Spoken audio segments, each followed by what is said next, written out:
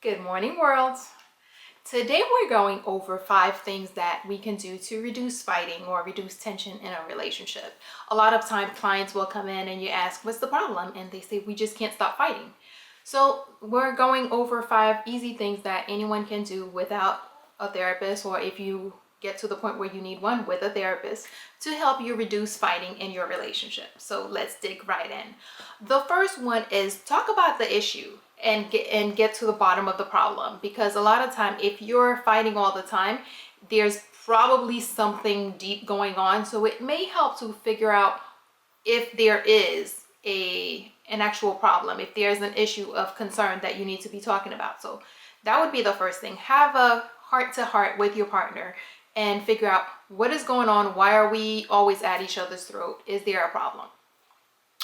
The second thing is to be accountable and handle your responsibilities.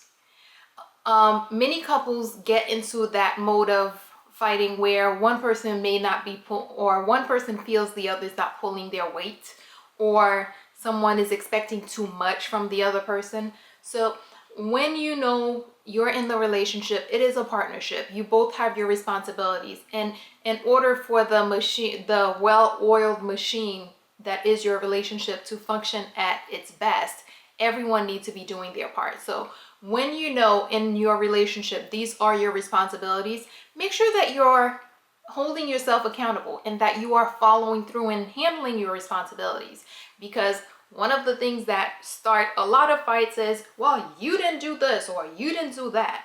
And even if for whatever reason you feel your partner is not holding themselves accountable, don't let your own accountability be contingent on your partner's.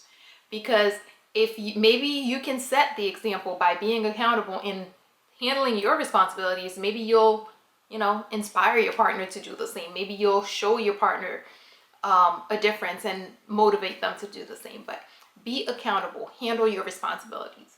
And as part of that, something that a bonus, I guess one could say, is anticipate your partner's needs and meet them. There are things that our partners need from us. They may be things that have been expressed, things that or things that come up. Let's say you know that your wife just got a new job and you got home on you had a half day on Tuesday, and you know your wife is working late. Instead of just waiting for your wife to cook dinner, maybe she's going to be tired, you start dinner. Instead of waiting for your husband to come home and do homework with the kids when you know he's working late, okay, understand he's working late, why don't you start homework with the kids? Or any kind of need that you can anticipate that your partner is going to have, if you have the possibility to meet that need and help that person out, that makes a big difference. It shows that you were thinking about them, and it shows that you're thinking about the relationship. So anticipate your partner's need as well, but most importantly, handle your responsibilities. Don't overpromise, and especially do not fail to deliver. Overpromising is when we start promising the person the world, and that happens a lot when there is difficult moments in the relationship, or maybe one of you or both of you are considering ending the relationship. People will start promising the moon. But if you promise the moon, you better know exactly where you're going to go, or have a plan that you're going to go and get that moon to bring back. Don't overpromise. Know what you can do.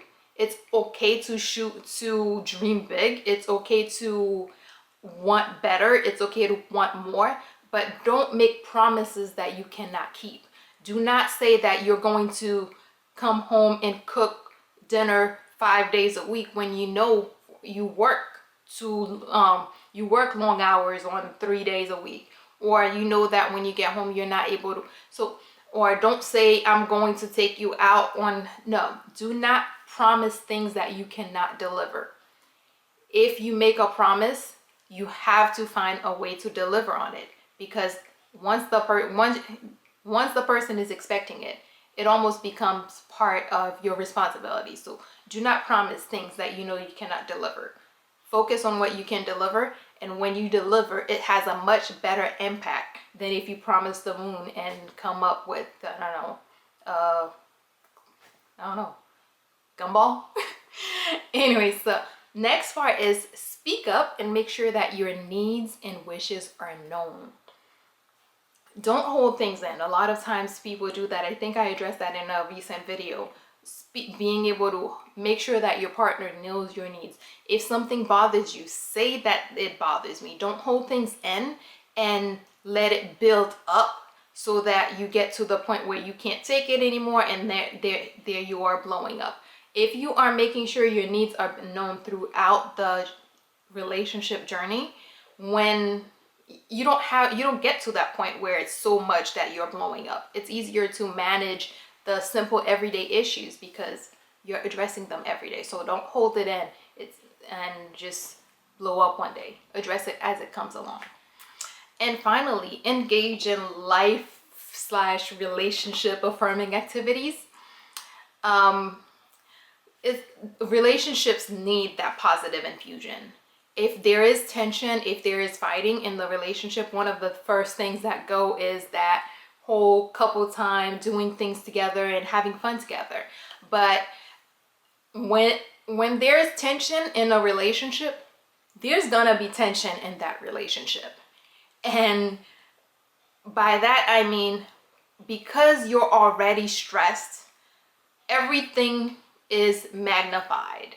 Whereas a cup left on a table leaving a ring could have been kind of a big deal, but because there's already tension going on and everybody's already stressed, having that ring on the table is now it's a catastrophe.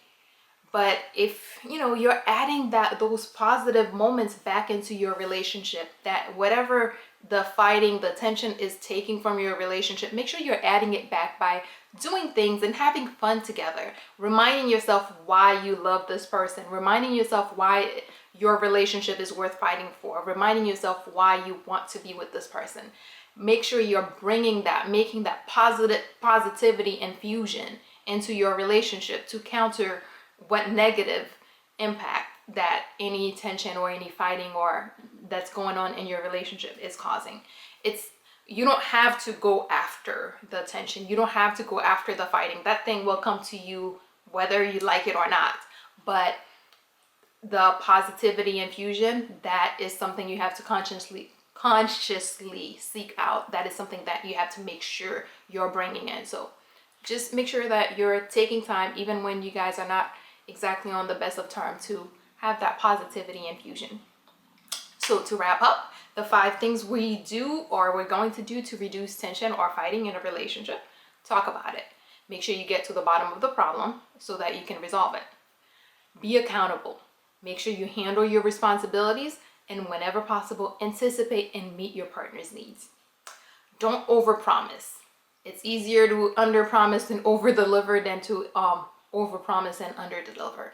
If you don't know that you're going to be able to do something, don't promise to do it.